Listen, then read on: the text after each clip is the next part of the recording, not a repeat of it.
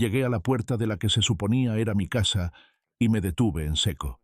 El corazón me dio un vuelco doloroso, como si alguien lo hubiera apretado con un puño de hierro.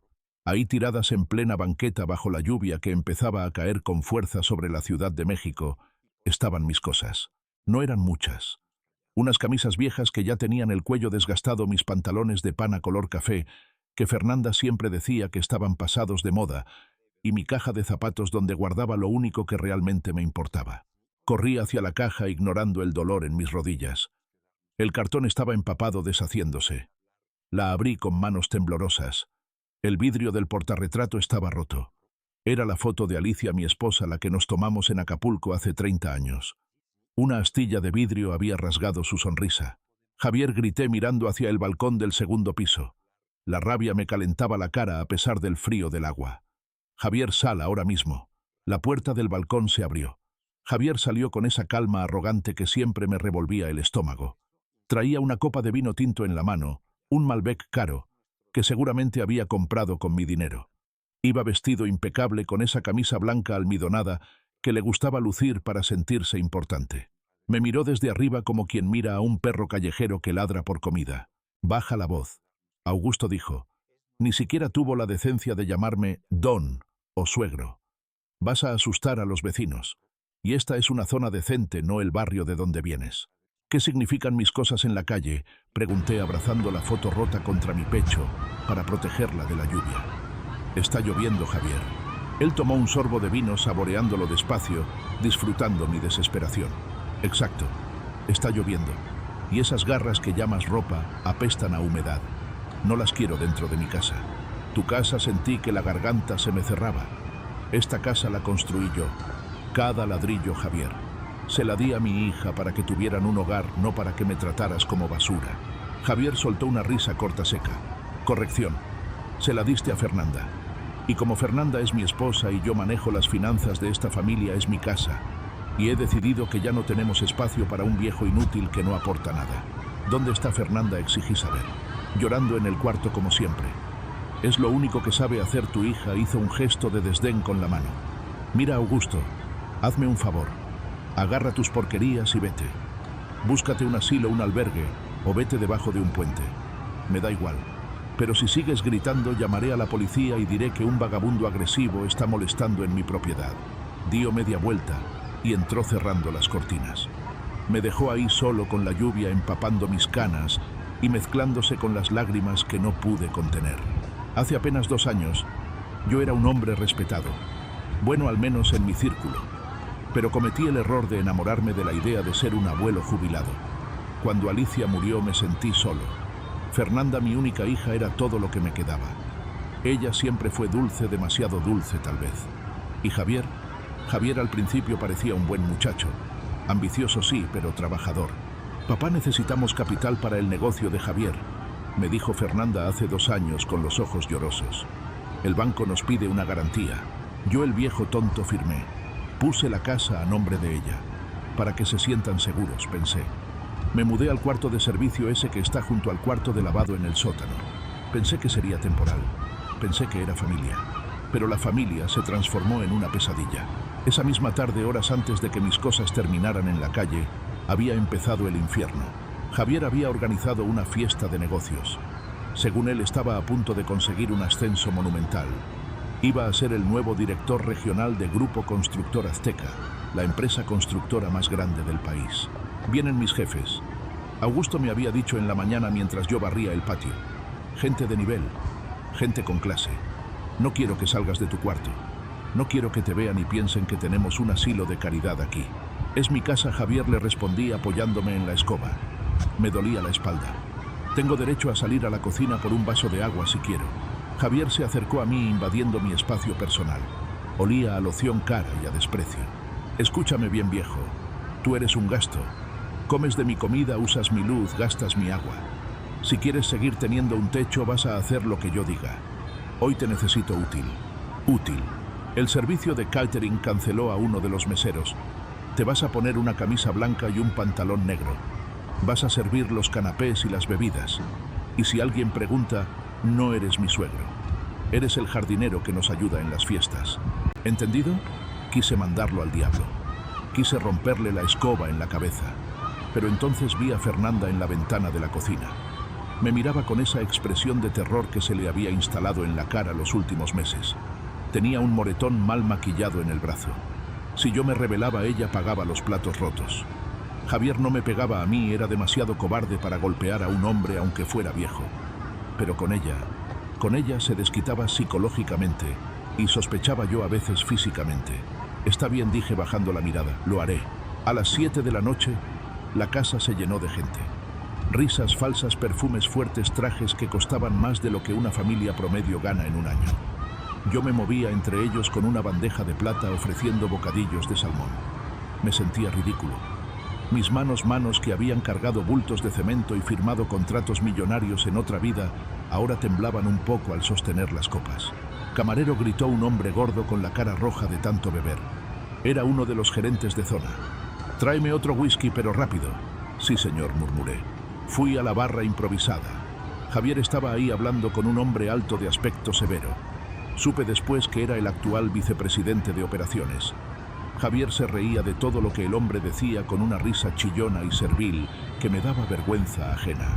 Javier, eres un hombre con visión, decía el vicepresidente. Necesitamos gente así en la dirección regional. Gente que sepa proyectar una imagen de éxito. Por supuesto, señor. Para mí la imagen lo es todo. El éxito se construye desde la apariencia, dijo Javier hinchando el pecho. Mi familia, mi casa, todo está alineado con los valores de la empresa. En ese momento, pasé cerca de ellos con la bandeja llena de copas de vino tinto. Fernanda estaba en una esquina, luciendo un vestido que le quedaba un poco grande, sonriendo forzadamente a la esposa de algún ejecutivo. De repente el hombre gordo que me había pedido el whisky se dio la vuelta bruscamente gesticulando una historia y su codo golpeó mi bandeja. Fue como en cámara lenta. Intenté equilibrarla, pero mis reflejos ya no son los de un joven de 20 años. La bandeja se inclinó. 2 copas llenas de vino tinto cayeron. No cayeron al suelo. Cayeron directamente sobre el saco beige del vicepresidente. El líquido oscuro se esparció como una mancha de sangre sobre la tela fina. El silencio que siguió fue absoluto. La música pareció detenerse. Todas las cabezas se giraron hacia nosotros. El vicepresidente miró su traje horrorizado. «¿Pero qué demonios?», exclamó. Javier se puso pálido como un papel. Sus ojos se desorbitaron. Miró la mancha, luego me miró a mí. La vergüenza y la furia transformaron su cara en algo monstruoso. «Imbécil», gritó Javier. Antes de que pudiera disculparme, antes de que pudiera decir «fue un accidente», sentí el ardor en mi mejilla. ¡Plaf! Javier me había dado una bofetada. Fue tan fuerte que casi pierdo el equilibrio. La bandeja cayó al suelo con un estruendo metálico que resonó en toda la sala. Me llevé la mano a la cara. La piel me ardía, pero lo que más me dolía era la dignidad. Delante de 30 desconocidos, mi propio yerno me había golpeado. «Javier», gritó Fernanda dando un paso adelante, pero se detuvo en seco cuando Javier la fulminó con la mirada. «¡Cállate!», le espetó él. Y luego se volvió hacia el vicepresidente, cambiando su máscara de furia por una de súplica patética. «Señor, 1000 disculpas. Es el jardinero. Ya está muy viejo, es torpe, casi senil. Le dije a mi esposa que no debíamos dejarlo servir, pero ella insistió por caridad. Caridad, senil». Sentí que la sangre me hervía. Me enderecé. Me limpié una gota de vino que me había salpicado la camisa blanca barata. «No soy el jardinero», dije. Mi voz salió firme aunque por dentro estaba roto. «Soy el dueño de esta casa y soy tu suegro Javier». Javier soltó una carcajada nerviosa mirando a sus invitados. «Ven, les dije que estaba senil. Pobre viejo, ya no sabe ni quién es. Cree que todo esto es suyo». Agarró mi brazo con fuerza clavándome los dedos. «Lárgate a la cocina», me siseó al oído. «Desaparece de mi vista antes de que te mate». Me empujó. Casi tropiezo con la alfombra. Los invitados murmuraban, algunos se reían por lo bajo, otros miraban con lástima. El vicepresidente se sacudía el saco con asco. «Javier soluciona esto», dijo el jefe. «No me gusta el drama doméstico, es de mal gusto». «Sí, señor», inmediatamente. Me fui a la cocina. No lloré, no ahí. Me quité el delantal. Fernanda entró un minuto después. Estaba temblando. «Papá, perdóname. Por favor, no le digas nada más. Está muy enojado. Dice que arruinaste su oportunidad de ascenso». La miré. Mi niña, mi pequeña Fernanda. Tenía los ojos rojos. «No arruiné nada, hija. Fue un accidente. Y él no tenía derecho a pegarme. Lo sé. Pero él tiene mucha presión. Por favor, papá, vete al cuarto y no salgas hasta mañana. Yo le limpiaré el saco al señor. Me besó en la mejilla justo donde Javier me había pegado y salió corriendo. Me quedé en mi cuartucho del sótano escuchando cómo la fiesta continuaba arriba.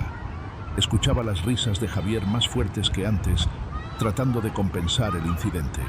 Escuchaba cómo se burlaban del jardinero loco. Pasaron 2 horas. La fiesta terminó. Escuché los coches irse. Luego escuché pasos pesados bajando las escaleras. La puerta de mi cuarto se abrió de golpe. Javier estaba ahí borracho con la corbata deshecha. Se acabaron las oportunidades, Augusto dijo arrastrando las palabras. Me humillaste frente a la junta directiva. El vicepresidente se fue manchado y molesto. ¿Sabes lo que eso significa? Significa que deberías preocuparte más por tu carácter que por tu traje, le contesté sentado en el borde de mi cama. Javier pateó una silla. Cállate, tú no eres nadie. Eres un parásito. Llevo 2 años manteniéndote. 2 años, pero se acabó. Quiero que te largues. Ahora son las 11 de la noche, Javier. Me importa un carajo la hora. Quiero esta casa vacía de tu presencia. Mañana voy a venderla. Necesito liquidez para arreglar el desastre que hiciste hoy y asegurar mi posición. Y tú estorbas para la venta. Los compradores no quieren ver a un viejo mugroso en el sótano. No puedes vender. Es el patrimonio de Fernanda. Fernanda hará lo que yo diga. Fuera. Empezó a agarrar mis cosas. Abrió el pequeño armario y sacó mis camisas tirándolas al pasillo. Agarró la foto de Alicia de la mesa de noche. No toques eso, grité levantándome. Pero él ya estaba subiendo las escaleras con mis cosas en brazos. Lo seguí, pero él era más rápido y más joven. Llegó a la puerta principal y lanzó todo hacia afuera, hacia la lluvia. Y así fue como terminé aquí, en la banqueta, mojado, humillado, sin casa. Recogí lo que pude. Metí la foto rota dentro de mi camisa para que no se mojara más. Me puse una chamarra vieja que logré rescatar de un charco. No tenía a dónde ir. Mis amigos, bueno, la mayoría de mis amigos de antes, eran socios de negocios que desaparecieron cuando me retiré y decidí vivir una vida austera. No tenía celular. Javier me lo había confiscado hacía una semana porque decía que la factura era muy cara. En mi bolsillo tenía 40 pesos. Eso era todo mi capital líquido. Caminé sin rumbo por las calles de Polanco, alejándome de esa casa que ya no era un hogar. La lluvia caía más fuerte, convirtiéndose en una tormenta eléctrica. Los coches pasaban rápido, salpicándome agua sucia. La gente que pasaba me miraba y se apartaba pensando seguramente que era un mendigo o un borracho. Llegué a una parada de autobús cerca de Reforma. Me senté en el banco de metal helado. Mis dientes castañeaban. El frío se me metía hasta los huesos, pero el frío en mi alma era peor. Me pregunté qué diría Alicia si me viera así. Seguramente me regañaría. Augusto, siempre fuiste demasiado confiado, me diría. Siempre creíste que el dinero no importaba, que lo que importaba era la gente. Pues mira dónde te dejó la gente. Miré mis manos arrugadas. Manos que habían firmado los contratos de los rascacielos más altos de la ciudad. Manos que habían construido puentes y hospitales. Ahora manos vacías. Dios mío, susurré mirando al cielo gris. Si esto es una prueba, creo que ya fue suficiente. No sé cuánto más pueda aguantar. Estaba a punto de cerrar los ojos, vencido por el cansancio, cuando unas luces potentes me deslumbraron. Un coche se acercaba despacio por el carril derecho. No era un taxi, no era un Uber. Era un auto largo, negro, imponente. El motor apenas se escuchaba, un ronroneo suave y poderoso. Reconocí la línea del coche. Un Maybach, un auto de 10 millones de pesos. Seguro es algún político o un narco, pensé, encogiéndome para no llamar la atención. Ojalá no se detenga. Pero el coche se detuvo, justo frente a mí. La ventana trasera, tintada de negro absoluto, bajó lentamente. No pude ver quién estaba dentro. De repente la puerta del copiloto se abrió. Un hombre salió con un paraguas negro enorme. Iba vestido con un traje gris impecable, zapatos lustrados que brillaban incluso bajo la lluvia. Caminó hacia mí con paso firme, ignorando los charcos. Me tensé. Me iban a asaltar. ¿Qué me podían robar? ¿Mis zapatos viejos? El hombre se detuvo frente a mí. Levantó el paraguas para cubrirme de la lluvia. Me miró a la cara con una expresión de profunda preocupación y respeto. Lo reconocí. A pesar de la lluvia y la oscuridad, reconocí esa cara seria, esas gafas de montura dorada. Licenciado Valdés, pregunté, mi voz temblando por el frío. Él hizo algo que no esperaba. Se inclinó, dobló una rodilla en el suelo mojado, sin importarle arruinar su pantalón de sastre italiano, y bajó la cabeza. Señor presidente, dijo Valdés con voz firme, lo hemos buscado por todas partes. Lamento profundamente haber tardado tanto. El consejo está paralizado sin usted. Miré a Valdés, luego miré el auto de lujo y finalmente miré mis manos sucias. Una sonrisa amarga pero llena de una nueva determinación empezó a formarse en mis labios. Javier quería jugar al hombre importante. Javier quería impresionar a los dueños de Grupo Constructor Azteca. Bueno, Javier, acabas de echar a la calle al dueño. Levántese, Valdés, dije sintiendo cómo la fuerza volvía a mi cuerpo. Tenemos mucho trabajo que hacer. Y llévame a un lugar seco. Tengo que planear un funeral. Valdés me miró confundido mientras me ayudaba a levantarme. Un funeral, señor. ¿Quién ha muerto? Lo miré a los ojos con la lluvia escurriendo por mi cara, pero esta vez ya no eran lágrimas. El futuro de mi yerno, respondí. Acaba de suicidarse socialmente esta noche y él todavía no lo sabe. El silencio dentro del Maybach era absoluto, un contraste brutal con el estruendo de la tormenta que dejaba atrás. Me hundí en el asiento de piel color crema, sintiendo cómo la calefacción del respaldo empezaba a descongelar mis huesos. Valdés, sentado a mi lado, no dijo una palabra durante los primeros 5 minutos. Me conocía lo suficiente para saber que necesitaba procesar la humillación antes de empezar a hablar de negocios. Abrió un compartimento refrigerado y sacó una botella de agua mineral y una toalla seca y tibia. Me las ofreció con ambas manos. Tómese esto, señor, dijo suavemente. Está temblando. Me sequé la cara.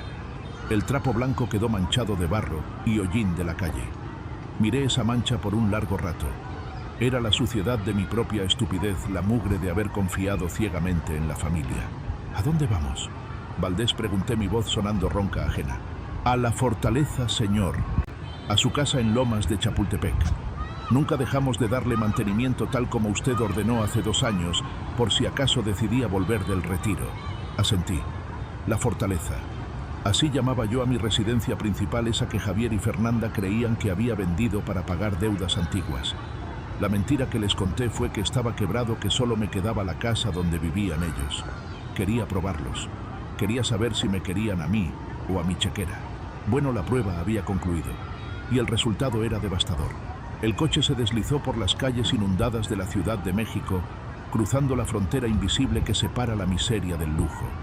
Dejamos atrás los edificios de departamentos de clase media alta de Polanco y subimos hacia las colinas de las Lomas, donde las mansiones se esconden detrás de muros de 3 metros y guardias armados. Cuando el portón de hierro forjado se abrió, sentí una mezcla de alivio y tristeza. Los empleados estaban formados en la entrada a pesar de la lluvia bajo el techo del pórtico. Estaban todos: Matilde, la ama de llaves, Roberto, el jefe de seguridad, hasta el viejo jardinero. Al bajar del auto con mi ropa sucia y mi caja de cartón deshecha en las manos, vi cómo Matilde se llevaba las manos a la boca para ahogar un grito. Don Augusto, susurró con los ojos llenos de lágrimas. ¿Qué le han hecho? Nada que no se pueda arreglar con un buen baño y un buen abogado, Matilde, dije, tratando de sonreír aunque me dolía la cara donde Javier me había golpeado. Prepárame la cena. Tengo hambre, tengo mucha hambre. Esa noche, bajo la ducha de agua hirviendo, me tallé la piel hasta dejarla roja. Quería quitarme el olor a vino barato, el olor a la humedad del sótano de Javier y sobre todo la sensación de sus manos empujándome. Vi el agua sucia irse por el desagüe y prometí que el viejo jardinero inútil se iba con ella. Al salir encontré sobre la cama un traje azul marino hecho a la medida en Londres hace 3 años. Lo acaricié. La tela era suave, firme. Me vestí despacio. Abotoné la camisa blanca, anudé la corbata de seda, me puse los mancuernillas de oro. Me miré al espejo de cuerpo entero. El anciano, encorvado y triste, había desaparecido. Frente a mí estaba Augusto de la Vega, el tiburón que había levantado un imperio de la nada. Me alisé el cabello gris hacia atrás. Mis ojos, antes llorosos, ahora brillaban con una luz fría, calculadora. Estás de vuelta, le dije a mi reflejo. Y ahora vamos a cazar. Bajé al despacho. Valdés ya estaba ahí con 3 laptops abiertas y una pila de documentos sobre el escritorio de caoba. Siéntese, señor, dijo poniéndose de pie. Tenemos mucho que revisar. Dame el resumen ejecutivo, Valdés. No quiero rodeos. ¿Quién demonios se cree que es Javier? Valdés suspiró y proyectó una imagen en la pantalla grande de la pared. Era un estado de cuenta bancario. Javier no es quien dice ser señor. Usted lo sabía, pero la realidad es peor de lo que imaginábamos. ¿Qué tan peor? Está quebrado. Técnicamente es insolvente. Me acerqué a la pantalla. Los números eran rojos como la sangre. Pero él siempre presume de sus bonos, de sus inversiones, dije confundido. El coche que maneja, la ropa, las fiestas, todo es a crédito, señor. Tarjetas saturadas, préstamos personales. Pero el problema real no es su estilo de vida, es su vicio. Valdés cambió la diapositiva.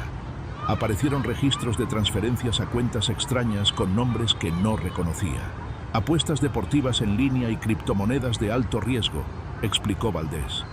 Javier ha perdido cerca de 3 millones de pesos en los últimos 6 meses. Cree que es un genio financiero, pero es un ludópata. ¿Y la casa?, pregunté sintiendo un nudo en el estómago. La casa de mi hija. Hipotecada. Falsificó la firma de Fernanda hace un año para obtener un crédito sobre la propiedad. Pero eso no es lo peor. El dinero de esa hipoteca ya se esfumó. Ahora debe a prestamistas informales. Gente peligrosa, don Augusto. Por eso lo echó a usted. ¿Cómo? Javier necesita vender la casa vacía y rápido. Tiene un comprador que paga en efectivo, pero puso como condición la entrega inmediata del inmueble desocupado. Usted era el estorbo. Necesitaba sacarlo para cerrar el trato esta misma semana y pagarle a los tiburones que lo están amenazando. Me dejé caer en el sillón de piel. Cerré los ojos. Todo encajaba. Su agresividad, su desesperación, la urgencia. No era solo que me odiara. Era que estaba acorralado como una rata. Va a dejar a mi hija en la calle, murmuré. Si vende esa casa se quedará con el dinero para pagar sus deudas de juego y Fernanda se quedará sin nada. Exactamente. Y Fernanda no sabe nada. Ella cree que Javier es un genio incomprendido que está pasando por una mala racha de liquidez. ¿Y el trabajo?, pregunté abriendo los ojos. Mencionó un ascenso. Director regional en Grupo Constructor Azteca. Valdés sonrió por primera vez en la noche. Una sonrisa afilada. Ah, eso. Sí aplicó para la vacante. De hecho, es uno de los 3 finalistas. Su perfil técnico no es malo, señor, hay que admitirlo. Sabe venderse bien. Los gerentes de recursos humanos están impresionados con su carisma. ¿Saben que es mi yerno? No, señor. En la empresa nadie sabe que usted tiene una hija llamada Fernanda, y mucho menos que está casada con un tal Javier López. Usted siempre mantuvo su vida privada blindada. Para la empresa, Javier es solo un aspirante externo con buenas referencias. Me levanté y caminé hacia el ventanal que daba al jardín iluminado. La lluvia seguía cayendo. Valdés, quiero aplastarlo. Quiero quitarle todo. Pero mi voz flaqueó. Fernanda. Si lo destruyo ahora, ella me odiará. Ella lo ama o cree que lo ama. Está ciega. Es el síndrome de la mujer maltratada, señor. Lo defiende porque le tiene miedo y confunde el miedo con respeto. Necesito que ella vea quién es él realmente. Necesito que ella se quite la venda de los ojos antes de que yo deje caer el martillo. ¿Qué sugiere, señor? Me volví hacia él. Mañana voy a volver. Valdés abrió los ojos como platos. A la casa como don Augusto. No, como el viejo jardinero, como el suegro vagabundo. Señor, eso es peligroso. Javier ya lo agredió físicamente. Necesito ver a Fernanda. Necesito ver si todavía hay algo de mi hija dentro de esa mujer asustada. Necesito saber si me ayudará, si cree que estoy muriendo de hambre. Y necesito que Javier crea que ha ganado al menos por unas horas más. A la mañana siguiente hice algo que a Valdés le pareció una locura.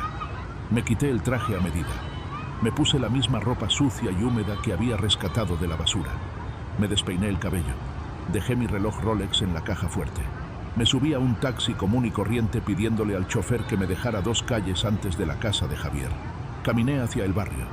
El sol había salido, pero el aire estaba frío. Me senté en una banca del parque que quedaba frente a la casa. Desde ahí podía ver el balcón, la puerta, el garaje. Me sentí invisible. La gente pasaba y me ignoraba. Era solo otro viejo en una ciudad de millones. Cerca de las 11 de la mañana vi salir a Fernanda. Llevaba unas bolsas de basura grandes. Caminaba encorvada mirando al suelo. Se veía delgada, demasiado delgada. Llevaba gafas de sol aunque el día estaba nublado. Me levanté y crucé la calle arrastrando los pies. Fernanda, llamé en voz baja. Ella dio un salto soltando una de las bolsas. Se giró y al verme su rostro se descompuso en una mueca de terror puro. Miró hacia la casa, hacia las ventanas con pánico. Papá susurró corriendo hacia mí, pero no para abrazarme, sino para empujarme hacia un arbusto. ¿Qué haces aquí? Te dijo que te fueras. Si te ve, te va a matar. No tengo a dónde ir, hija, dije, poniendo mi mejor cara de lástima. Me dolía mentirle, pero era necesario. Dormí en la terminal de autobuses. Tengo hambre. Fernanda empezó a llorar. Se quitó las gafas para limpiarse las lágrimas y entonces lo vi. Tenía el ojo izquierdo morado, hinchado, maquillado torpemente con base pero inconfundible. Sentí una furia tan grande que tuve que apretar los puños dentro de los bolsillos para no gritar. ¿Te pegó?, pregunté, mi voz temblando de ira contenida. Ella se puso las gafas rápidamente. No, me caí en el baño. Fue un accidente, papá.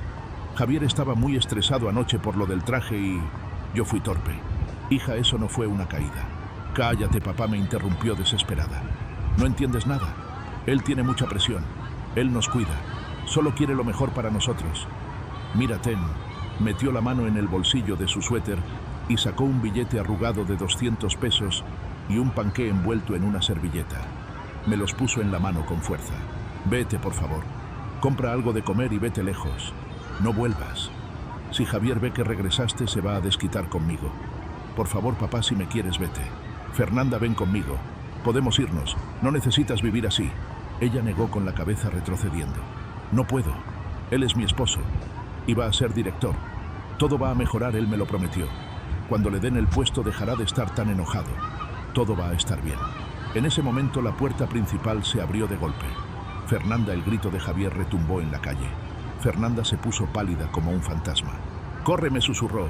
«¡Corre, papá!». Ella corrió hacia la casa. «Ya voy, mi amor. Solo estaba tirando la basura». «¿Con quién hablas?», gritó Javier saliendo al pórtico en pijama. Me escondí detrás de un árbol grueso. Mi corazón latía a 1000 por hora. No por miedo a él, sino por miedo a lo que podría hacerle a ella. Con nadie. Era un perro callejero que quería morder la bolsa, mintió Fernanda con la voz quebrada. Javier la agarró del brazo justo donde tenía el moretón anterior y la jaló hacia adentro con violencia. «Más te vale, porque si veo a tu padre por aquí, le paso el coche por encima. Entra y plánchame la camisa azul. Tengo la entrevista final mañana. Y pareces una inútil perdiendo el tiempo afuera». La puerta se cerró de un portazo. Me quedé ahí detrás del árbol respirando agitadamente. El billete de 200 pesos y el panqué seguían en mi mano. Sentí náuseas. Mi hija estaba secuestrada. No por cadenas, sino por el miedo. Y ese infeliz creía que su mayor problema era una camisa mal planchada. «Don Augusto», escuché una voz a mi lado. Me giré sobresaltado. Era doña Lupe, la señora que vendía tacos de canasta en la esquina desde hacía 20 años. Una mujer bajita, morena, con un delantal de cuadros. Ella me había visto muchas veces cuando yo salía a caminar. «Doña Lupe», dije. «¡Ay, don Augusto!». «Lo vi todo», dijo ella negando con la cabeza. «Ese hombre es un demonio. Se escuchan los gritos hasta mi puesto. Anoche fue horrible.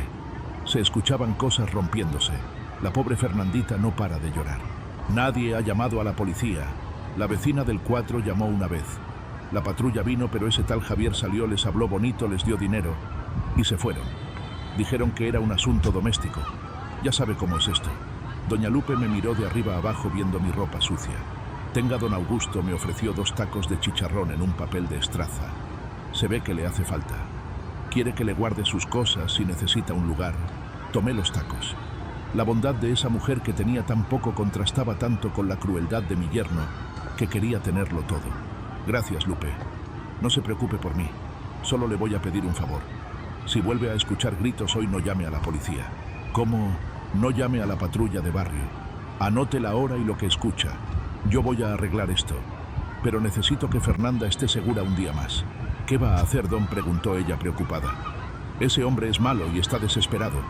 Dicen en la colonia que debe mucho dinero. Vinieron unos tipos en moto ayer preguntando por él y no tenían cara de amigos. Esa información valía oro. Gracias, Lupe. Mañana todo va a cambiar, se lo prometo. Y cuando cambie, usted va a ser la primera invitada a comer a mi casa». Me alejé del árbol y caminé hasta la avenida principal, donde Valdés me esperaba discretamente en un coche menos llamativo, un sedán gris.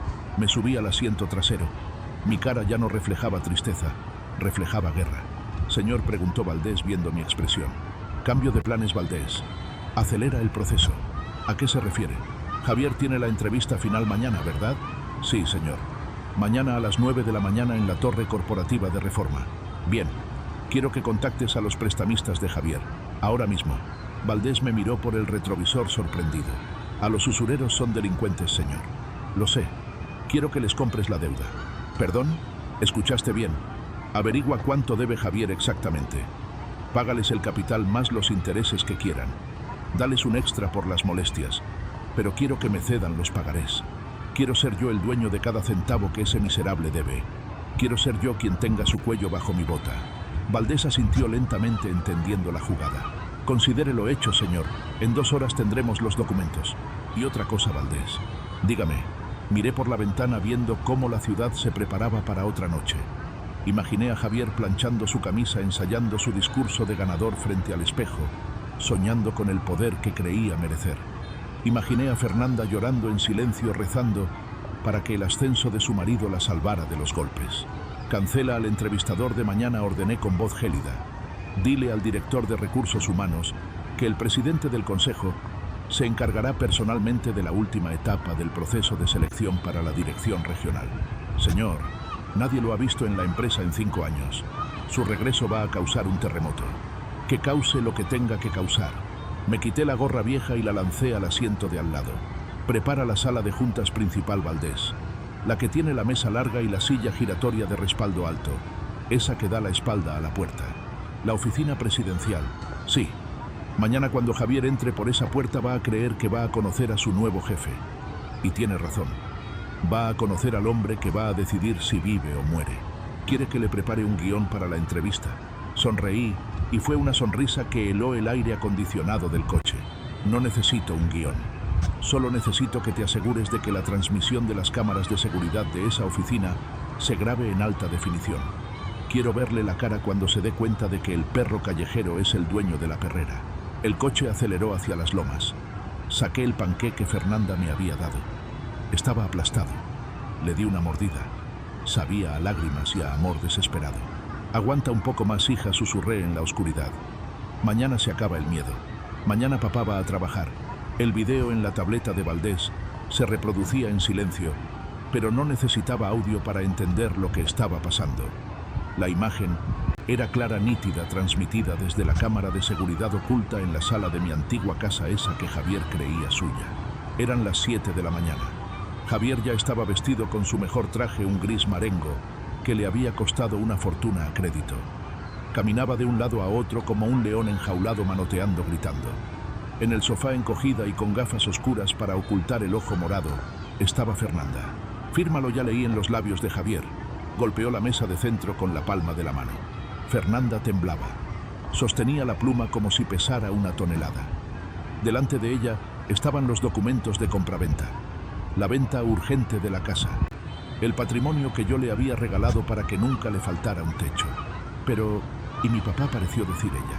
Javier se agachó agarrándola por la mandíbula con una violencia que me hizo estrellar el vaso de whisky que tenía en la mano contra la pared de mi despacho. Los cristales volaron por todas partes. Valdés ni se inmutó. Tu papá es historia, imaginé las palabras de Javier, aunque no necesitaba imaginar mucho.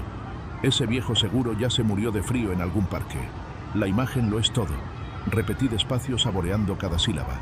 ¿No fue eso lo que le dijiste al vicepresidente anoche antes de que me golpearas? Giré la silla. Despacio, muy despacio. Quería que el momento durara una eternidad. Cuando quedé de frente a él, Javier tenía la boca abierta, congelado en medio de una frase aduladora que murió en su garganta. Sus ojos se clavaron en mí. Primero vi confusión. Su cerebro no podía procesar lo que estaba viendo. ¿Por qué el viejo al que había echado a la calle estaba sentado en la silla más poderosa del edificio? Luego vi negación. Augusto, susurró parpadeando rápido. ¿Qué haces aquí? Su voz subió de tono histérica. Seguridad. Valdés. Se metió el viejo loco. Saquen a este indigente de aquí. Se levantó de un salto, retrocediendo hacia la puerta, señalándome con un dedo tembloroso. Es un intruso. Es mi suegro, está senil. Seguro se robó ese traje. Valdés, que había permanecido en una esquina de la oficina como una estatua, dio un paso al frente. Su voz sonó como un látigo. Siéntese, señor López, y tenga más respeto. Está hablando con el presidente fundador y socio mayoritario de Grupo Constructor Azteca, don Augusto de la Vega. Javier se detuvo en seco. Miró a Valdés. Me miró a mí. Miró la placa dorada en el escritorio que decía presidente. No, no puede ser, balbuceó, poniéndose blanco como el papel. Él es un pobre diablo. Vivía en mi sótano. Yo le daba de comer. Él trapeó el piso en el lobby hace una hora. Sonreí. Una sonrisa fría sin alegría. Sí, Javier, trapeé el piso. Y tú me empujaste. Me llamaste inútil. Dijiste que ibas a pedir que despidieran a todos. Bueno, aquí estoy. ¿A quién quieres despedir primero? Javier se desplomó en la silla de visitas. Sus piernas ya no lo sostenían. Empezó a sudar a chorros. Pero la casa, la deuda, tú pediste dinero prestado. Su mente trataba de armar el rompecabezas, pero le faltaban piezas. Todo fue una prueba, dije, inclinándome sobre el escritorio y cruzando las manos. Quería saber si mi hija se había casado con un hombre o con una sanguijuela. Y vaya que obtuve mi respuesta. ¿Suegro? Javier cambió de tono en un segundo. Esa era su especialidad, la hipocresía. Intentó sonreír, una mueca grotesca y temblorosa. Papá, por favor, tienes que entender. Estaba bajo mucho estrés. Lo de anoche, el alcohol, no era yo. Tú sabes que yo te quiero. Eres como un padre para mí. Cállate, le ordené. No grité. No hizo falta. El peso de mi voz lo aplastó en el asiento. No me llames papá. Perdiste ese derecho en el momento en que tiraste la foto de mi esposa a la basura bajo la lluvia. Abrí la carpeta que Valdés había dejado sobre el escritorio. Saqué las fotos. Fotos de Fernanda con el ojo morado. Fotos de él entrando a casinos clandestinos. Copias de los pagarés firmados con usureros. Lancé las fotos sobre la superficie de caoba, deslizándolas hasta que quedaron frente a él.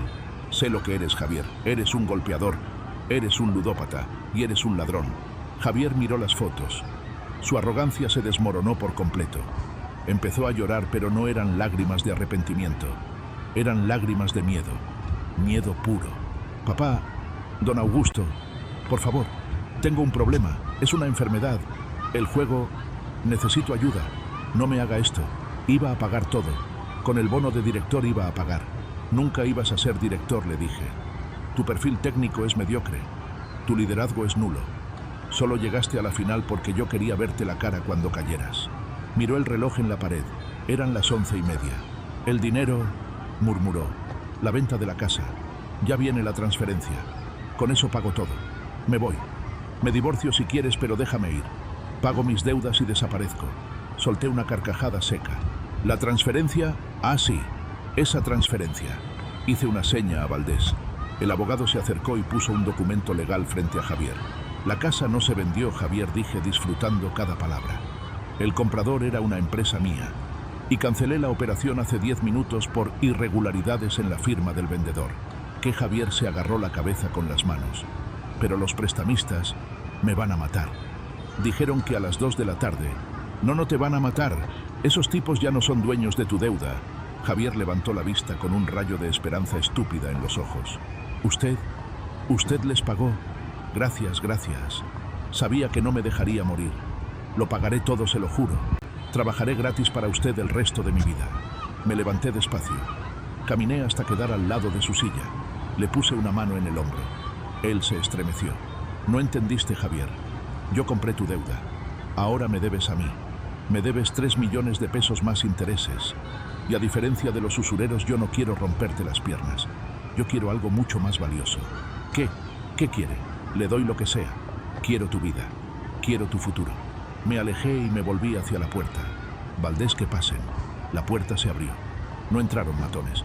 Entraron 2 oficiales de la policía de investigación y detrás de ellos Fernanda. Fernanda venía con unas gafas oscuras, pero al entrar se las quitó. El moretón seguía ahí, morado y feo, pero su mirada era diferente. Ya no miraba al suelo. Me miraba a mí. Y luego miró a Javier. Javier se levantó intentando acercarse a ella. Mi amor, diles que todo es un malentendido. Tu papá se volvió loco. Fernanda no retrocedió. Dio un paso al frente. Su voz temblaba un poco, pero sus palabras fueron claras. Se acabó, Javier. Ya firmé la denuncia. Por violencia familiar, por fraude, por falsificar mi firma en la hipoteca anterior. Javier se quedó petrificado. «¿Me estás haciendo esto a mí?», a tu esposo gritó con la cara roja de ira, levantando la mano por instinto para golpearla. Pero esta vez no estaba sola. Uno de los oficiales lo interceptó antes de que pudiera dar un paso, torciéndole el brazo en la espalda y estrellando su cara contra la mesa de juntas. «¡Quieto!», gritó el policía. «Javier López queda detenido». «¡Suéltame! No saben quién soy», chillaba Javier pataleando como un niño berrinchudo. «Soy el director regional. Tengo dinero». «No eres nadie», dije yo acercándome a él mientras lo esposaban. «Estás despedido. Estás vetado de por vida en la industria de la construcción en este país. Y como tu acreedor principal voy a solicitar el embargo de todos tus bienes presentes y futuros. Ese reloj que traes es mío. Ese traje es mío. Hasta los zapatos que traes puestos, esos que no querías que te manchara, son míos». Javier lloraba a mocos tendidos mientras lo levantaban. «Augusto, ten piedad. Soy familia». Lo miré a los ojos por última vez. «La familia no se abandona en la lluvia, Javier. Llévenselo». Los policías lo arrastraron fuera de la oficina. Sus gritos se fueron apagando por el pasillo hasta que se cerraron las puertas del elevador. El silencio regresó a la oficina, pero esta vez era un silencio limpio. Me giré hacia Fernanda. Ella seguía de pie, abrazándose a sí misma, temblando. La adrenalina se le estaba bajando y la realidad la golpeaba. «Papá», susurró. Abrí los brazos. Ella corrió hacia mí y se derrumbó en mi pecho, llorando como cuando era una niña y se raspaba las rodillas. Pero ahora lloraba por heridas más profundas. «Perdóname, papá», sollozaba. «Perdóname por dejar que te echara. Perdóname por ser tan cobarde. Tenía tanto miedo». Le acaricié el cabello sintiendo mis propias lágrimas mojar mis mejillas. «No tienes nada que perdonar, mi vida. La culpa fue mía. Te crié para ser buena, pero olvidé enseñarte a ser fuerte contra los lobos. Pensé que dándote todo te protegía, pero solo te hice vulnerable. ¿Qué voy a hacer ahora?», preguntó levantando la cara manchada de lágrimas. «Lo perdí todo.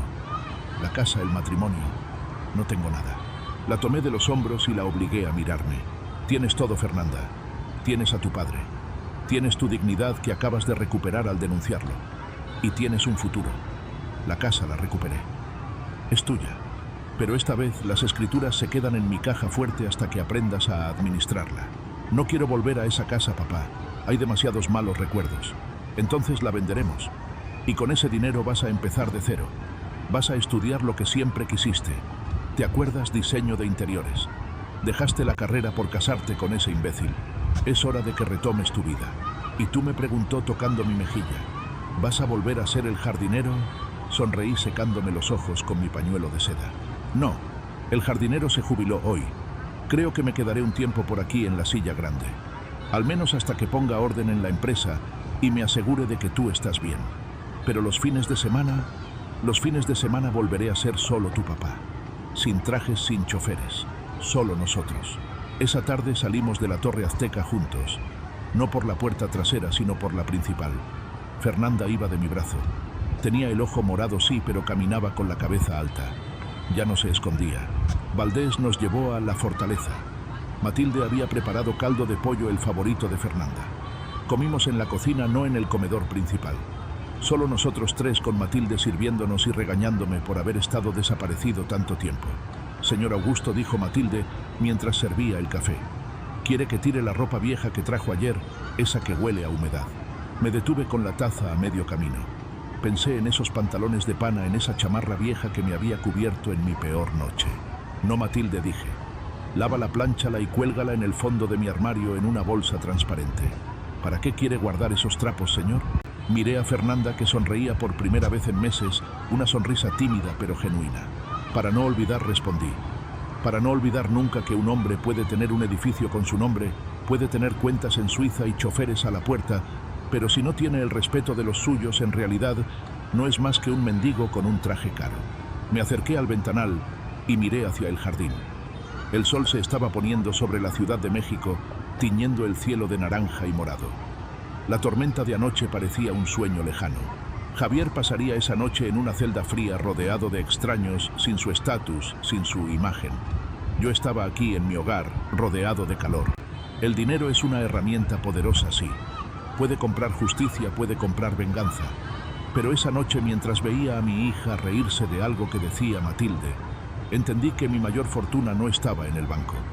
Mi mayor fortuna era haber tenido una segunda oportunidad para ser el padre que ella necesitaba, no el cajero automático que ella creía tener.